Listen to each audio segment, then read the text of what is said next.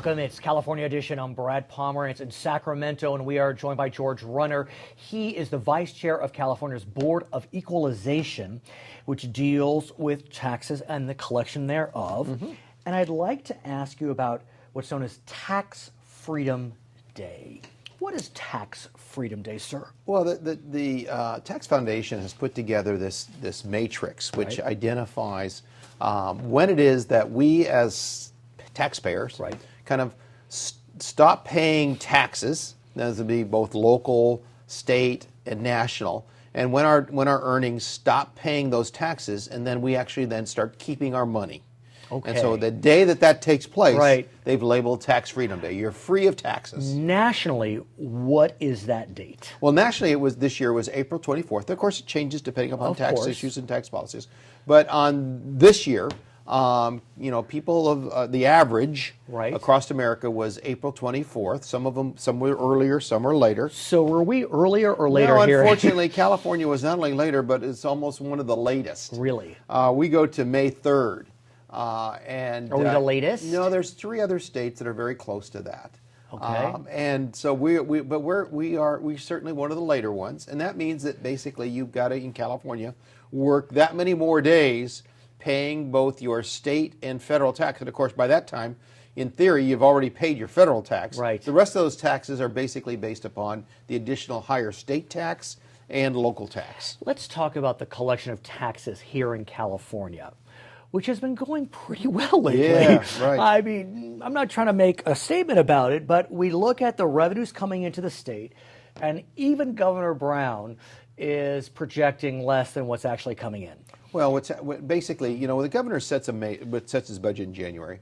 Traditionally, the governor tends to try to make that a pretty conservative estimate.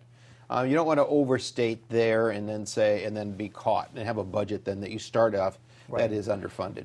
But basically, it looks like over collection between this year and last year, over the budget, in this current year, we'll collect about $8 billion more. That's a lot of money. That's a lot of money. And of course, that's this year. And of course, as you look then, and as the governor's doing his next year's budget, it's an additional $8 billion. So in theory, as you're looking at next year's budget, that's up to $16 billion. But when we look at next year, what will happen after next year, unless there is a change through the legislature or ballot initiative, part of that additional revenue will end, presuming it is additional revenue. And that was Prop 30. Prop 30. Because remember what happened is we were in recession. As a result of recession, revenues were not coming in. And so the legislature went to Californians and said, hey, look, we need some money to get through these dark times in order to be able to operate a minimum number of services, or the services to a minimum level from our perspective. And so the Californians approved it. There was a sales tax adjustment to that, and there was an income tax adjustment to that. And the idea was we just need this during this period of time, and then they'll be able to go away. And so they have a sunset date. Which is the end of 2016. Yeah, one of them, blink of the eye. Yeah, right. And again, one of them I think has a little different timing than the other one. The income tax one has a 7-year sunset. This has a 4-year. Yeah. Governor Brown's been pretty firm. He does not want to see that extended. Well, I think it's difficult again for the governor who said, "Hey, I need this to get through this time," and then when you get through that time, say, "Oh, change my mind. I need it now forever." But do you have a sense, though, when that half-cent goes away, do we lose $8 billion, and so we're kind of back to square one? I think no. In fact, the total estimate, I believe, of those tax increases were somewhere in the neighborhood of $4 to $5 billion. Okay. So they could all go away, and you'd still have more money. Okay. And they don't make the money that you have in the bank right now go away. Right. Nor the money that you get in this upcoming year go away. So you actually are stockpiling money in ready for that. So what should we do? Well, I think the first thing we should do is keep our word. Okay. The first thing we should do is when we go to Californians and say, hey, look, we need these additional dollars in order to get through these tough times, and that's what takes place. And then you see the economy grow and get back in the swing of things financially. Then you do what you said you were going to do. So let's presume we keep our word, and the sales tax extension or the sales tax increase is not extended, but we still have surplus now and after. What should we do with that surplus? Well, again, you need to look at the surplus. The surplus is the surplus ongoing money related to a base of dollars that you're going to continue to receive, or is it based upon a spike, for instance, in a lot of capital gains that might have been done, or a spike because of Prop 30? Right, that's going to go away, and so you don't want to create then. You don't want to spend money. It's just like at your house. Right. You have a spike in your income for whatever reason. You sell something, you get some bonus of some kind. You don't want to now set your spending level based upon that happening every year. That's what happened to us in the past, where we started acting like these one-time events were going to keep coming, and then you start spending money that you don't have, overcommitment, and then you end up cutting dollars.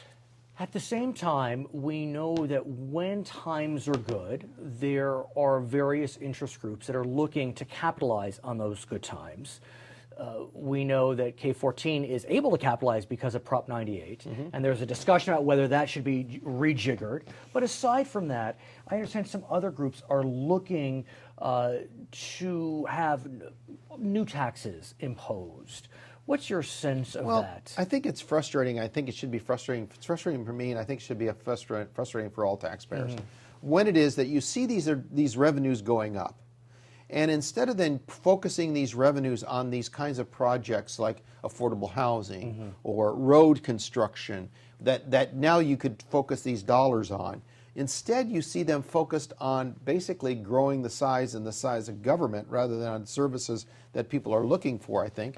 And then what you see is this effort to create new taxes, special taxes, in order to then pay for these other things. I want to ask you about one, though, and I think we talked about this last time, and that is Senator Bob Hertzberg's plan, SB 8. Right. Now, he is looking at really revolutionizing the way California taxes.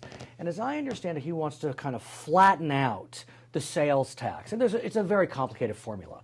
But decrease the sales tax, but spread it out so it would apply for services. Right.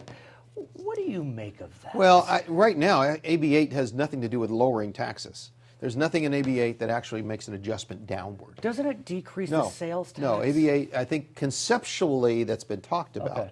But the only thing in AB 8 right now is basically identifying, hasn't identified, but choosing to identify certain services to which sales tax will be added. So right now, the only thing in AB 8 and what has been talked about is a $10 billion tax increase. So let's talk philosophically then.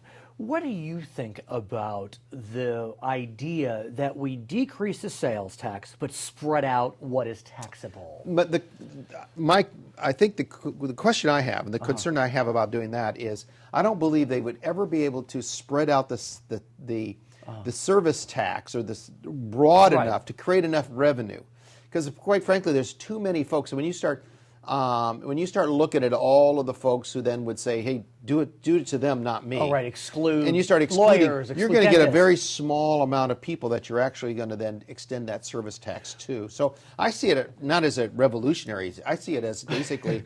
A reason for rebellion. Well, I see it as an area that just complicates sales tax now. I want to ask you about the gas tax. There's been a lot of discussion about the fact that the gas tax, when you consider inflation, has not increased. Right, that's the issue of the excise tax. Right. But let me just close on on the other issue. I mean, if you want to do something revolutionary and change tax, I think a service tax could be looked at, because I do believe consumption tax is a good idea, a better way to tax, but then do away with the income tax altogether.